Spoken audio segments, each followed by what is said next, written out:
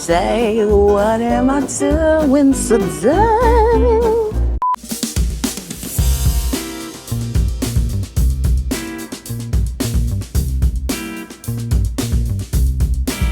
Well, good morning from Baltimore Washington International Thurgood Marshall Airport. That's a little bit of a mouthful, so I'm just going to call it Baltimore Airport from now on. But today, doing something super exciting. It is a low-cost battle, and I have got Southwest from here in Baltimore to Vegas. And as low-cost airlines go, we're talking no hidden fees, 2 free check bags. I think I've got the lucky straw. Hello from Newark Liberty International Airport. Today, I am going to be flying on the one, the only Spirit Airline. Woo! And I'm going from Newark, New Jersey, all the way to Las Vegas. Let's go. Hello from Austin, Texas. So today I am flying to Las Vegas like everyone else. However, there has been a few logistical issues. I actually have to fly down to McAllen, Texas before I can even get on my Allegiant flight. So let us pop down there real quick and then we'll get this thing started. All right, let's try that again. All right, we made it to McAllen, Texas. I couldn't get the typical check-in experience. There wasn't anyone at the desk for Allegiant, so yeah. But what I will say is that because I paid in advance for my carry-on, it cost me $49. Had I not ended up paying at the airport, it would have cost me $75. So yay savings, but also the audacity for $75 for a carry-on luggage is mind-boggling. I got like 6 hours to kill, so let's go explore this airport. Hopefully something to keep me entertained for the next several hours. I am going to Vegas today. You certainly can. Well, check-in was super speedy. You could either tag the bag yourself or walk right up to the check-in counter where there was no line at all. It's my first time in Baltimore Airport today and it's nice and quiet. It's a mid-sized US airport, but so far feels fairly relaxed and I don't think I'm going to run into any problems in terms of queues or delays. Oh, well, that is just typical, isn't it? My flight is the only one showing as delayed on the entire departure schedule right now. I checked in today using the kiosk that's right across from the agent assist area. It was very easy, very quick and efficient. The only thing I would have to say is these machines are actually pretty old. So yeah, that's just being picky though. Now, an important thing to note about these low-cost airlines is there is no full meal service on board. Or at least not with Southwest anyway. So for a 5-hour flight, that's quite a long time to go without food. So make sure you come and get yourself a snack and a drink before boarding. It's going to keep me stocked up for the journey ahead. I've seen a lot of things online where people say Spirit does not give you any type of snack, but we'll see today. I figured either way though, I'm gonna eat beforehand because I will not starve on this flight. On to the next, let's get on our flight. Well, I'm currently here at my boarding gate, A7, where I've got quite spectacular views of a snowy and scenic runway in front of me. Now, one of the things about Southwest is that there is no assigned seating. So shortly, some queues are going to form here at the boarding gate, and your place in the queue will be determined by your rapid reward status or how early you checked in. And once you're on the plane, you can pick any seat you like. I've done it before, it might sound chaotic, but it actually works pretty well. And we're about to start the boarding process. All right, my 6 hours is finally up. Our plane just arrived. This is actually looking like a pretty full flight for a Monday in McAllen, Texas. So yeah, hopefully no one sits next to me. But definitely excited to finally get on board, experience Allegiant, but also just not be in this airport any longer.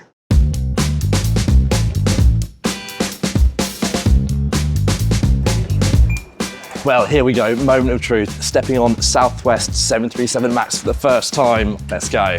Okay, we are finally boarding, ready to go, yay! I've never flown this airline before, so I'm really looking forward to seeing what the crew's got for us. Hi there, how you doing? Yeah. Liam, lovely to meet you. Tell you what, stepping on board this aircraft, it looks fresh, it looks clean, it does not look low cost at all. And by far the most fun part of this process is that I get to pick my own seat. How cool is that? I think I'm gonna go for 10F. That looks pretty good, if you ask me. Let's go. Okay, I'm done. So we are all seated and ready to go. Some things that I noticed right off the bat is that there is no headrest. There is none. Another thing that I noticed is that there's no back seat pocket. So there's nowhere to really put your belongings, which is a little sad. Another thing is that there is a little bit of a lack of legroom here. Now, I'm a pretty tall person coming in at 6 foot tall. Having not a lot of legroom is like a typical thing for me, but this is kind of small. Now, each seat does come equipped with a tray table. However, that tray table is a bit small. It's the size of my hand roughly, which, mind you, I do have large hands. But it's still kind of small for a longer flight. Each seat does also have a snack menu that comes in the back of the seat. Today I am flying an Airbus A320. Back here in economy, the configurations are 3x3. If you're looking to upgrade, Spirit did recently launch Go Comfy and Go Big. Go Comfy blocks off the middle seat and offers complimentary snacks, while Go Big is like their version of a first class or business class, where it's a 2-to-2 seat configuration. They offer Wi-Fi, premier boarding, and free snacks. Another thing that I noticed about these seats is that they do not recline. I will say that I don't feel like I'm at a 90-degree sitting up straight. The seats have some lean to them and some give, but as far as reclining, you will not be reclining. All right, first impressions being on board. I'd say that this is not an old plane by any means, but it's definitely not feeling super fresh, super clean. The plane itself feels very compact. Even the overhead bins are quite small. I have a really small suitcase, and even mine wasn't really fitting well. This is definitely a smaller plane than I'm used to. This is an A319 with a 3x3 configuration. Overall, with the cleanliness, I'd say it's pretty clean, pretty average. We have these blue leather seats, no adjustable headrest, unfortunately, and no TV. There is also this smaller tray table. Unfortunately, it does not pull out, so you really just have this as your option.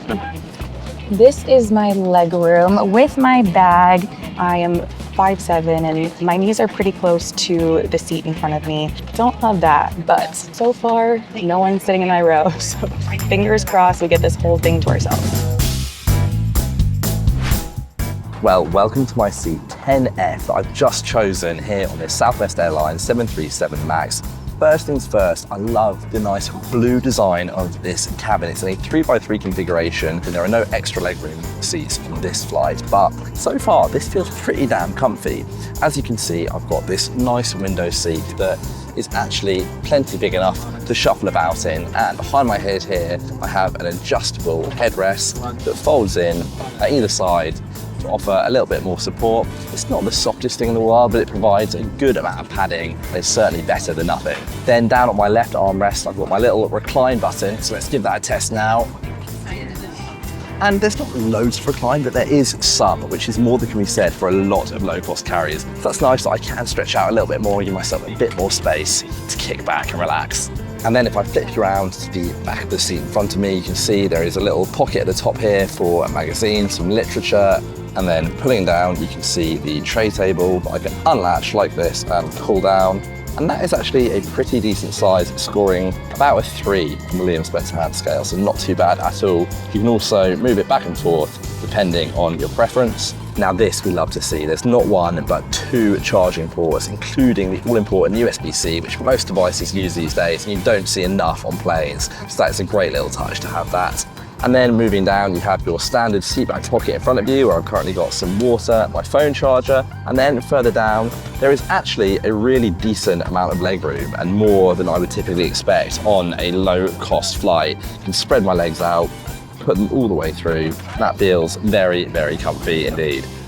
And then another handy but underrated feature on these aircraft is the self-controlled aircon. So if you want some nice cool air on your face, you can just swivel these round. And you also have an overhead light that you can turn on and off with a simple push of a button. The cabin also has this nice blue mood lighting running on a strip along the entire roof of the aircraft. I've just realised I've actually matched Southwest today with my big blue jumper and my blue jeans. I promise it wasn't deliberate, but I've definitely come on theme for the brand.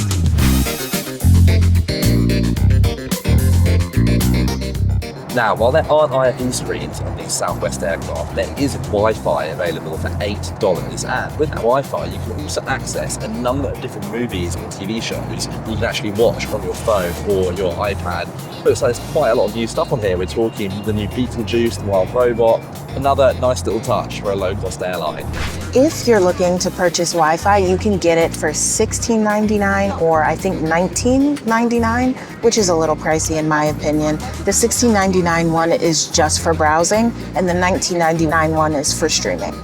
We're a couple hours in and our Wi-Fi is done for. It seems to be going in and out now. I mean, I'm not surprised. We're in air. In-flight Wi-Fi is sometimes shaky. Now, call me spoiled, but I was really hoping that there would be Wi-Fi on board that'll last. Just have to be alone with my thoughts.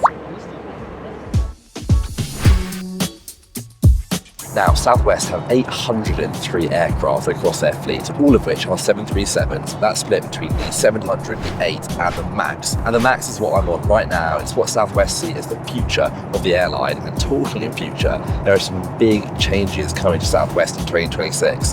One of those changes is that cabins are going to be retrofitted, including preferred seating and extra legroom seating for the first time. I think around 30% of all seats will be extra legroom or preferred seats. So some very exciting updates coming there. They're also going to be moving away from their current first come, first served seating model in favour of assigned seating. So if you're a high status level with rapid rewards, you're going to be able to pick a nice extra legroom or preferred seat before boarding. You should be able to book these seats later in 2025 with the full changes coming into effect in 2026. I do have a little drinks menu on board today, and that includes a number of soft drinks which are on the house, they're free to order. Or if you want something alcoholic, they've got a number of different beers, cocktails, wine that you can pay a little bit extra to have brought over to you. So not a crazy extensive menu, no food on here, but at least there are some good drinks options. Right, so they are coming around with their beverage and snack service. Unfortunately, everything is for purchase aside from, I believe, a cup of water. You can actually check out their selection on their app. But you know what? I'm thinking I'm gonna treat them. So because Spirit does not offer food at all, I went ahead and bought a small snack package and a water bottle. So let's see what's in there. Oh. It says in-flight cafe. Isn't that cute? Isn't that adorable? Hickory smoked almonds, Cheez-Its, chocolate chip cookies, crotini, smoked Gouda cheese spread. All right, thank you so much. So I got some fruit snacks and a Fresca. Together, this was $9. But you know what? Girls thirsty. I will say, if you do have the Allegiant credit card, you do get a complimentary drink. So that is something to remember. When you were on board, you do just have to present your credit card when you were ordering. But for the rest of those, you gotta pay up. Yes, please. Thank you very much. Now, while I might not have any hot food or a full meal service today, I have been bought some mini pretzel braids along with some Oreos, both of which were complimentary. And it's not quite the same as, a nice hot chicken or beef meal, but it's better than nothing. Oh, they're actually really tasty. Thank you very much. Cheers. And to wash down my Oreos and pretzels, and now we brought a can of Miller Lite. And look, I know it's basic, but it's the simple things in life, right? I'm on a low-cost flight, and now I've got a refreshing beer. Cheers to Southwest. Okay, well, all is quiet on board, so I think that means it's time For the infamous call bell challenge. I'm going to start the timer, click the button, and see how long it takes for a crew member to come back. Let's go.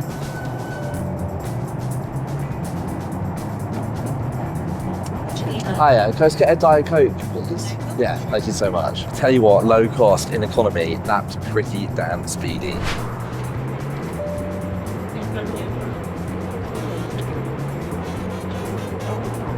Should I press hold on?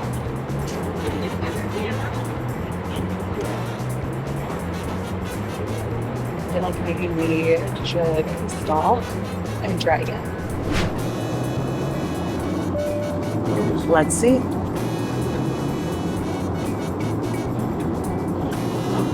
Can I get you anything? I wanted to give this back to you. Thank you very much. Thank you so much. Thank you. That was not even 30 seconds. They did an amazing job.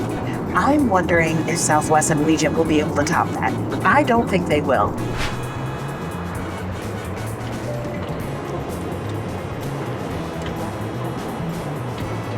Hi, could I just get a cup of ice? Sure. Thank you so much.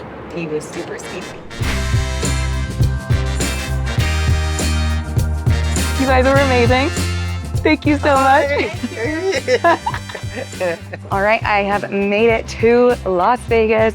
That was a very easy, simple flight. I will say it was very bare bones. I would say it's a good value, but you have to go into it expecting very little. Overall, I would say the flight experience was a colorful one. In terms of the check-in process, it was quick, easy, simple, but I would have loved to see some updated kiosks for checking in, which brings me to the seats. We're missing some major things. We're missing the recline, we're missing a screen, we're missing outlets. I think that Spirit needs to really update those things in order to become a better competitor. But it is obvious that they're trying to make changes with their new Go Big and Go Comfy options for flyers. And I'll tell you what, for a 5-hour economy flight, that really is a great example of how to do it.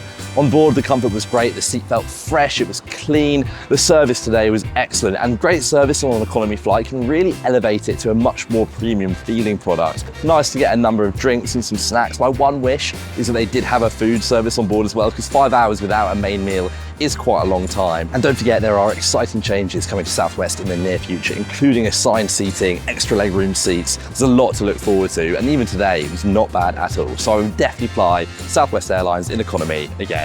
All in all, the snacks that I did pay for were really good, but I do think that going from New Jersey to Las Vegas should have some free snacks. But that's just me. That's just me. What saved the flight was the service. The flight attendants clearly cared about passengers, which made me feel at home in the friendly skies.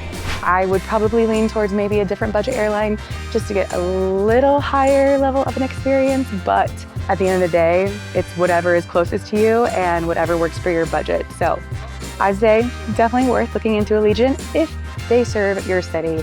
And that is all that I have for now, but we are in Vegas, so we do have some other good stuff coming, but you're gonna have to go to the Arrivals channel to check it out.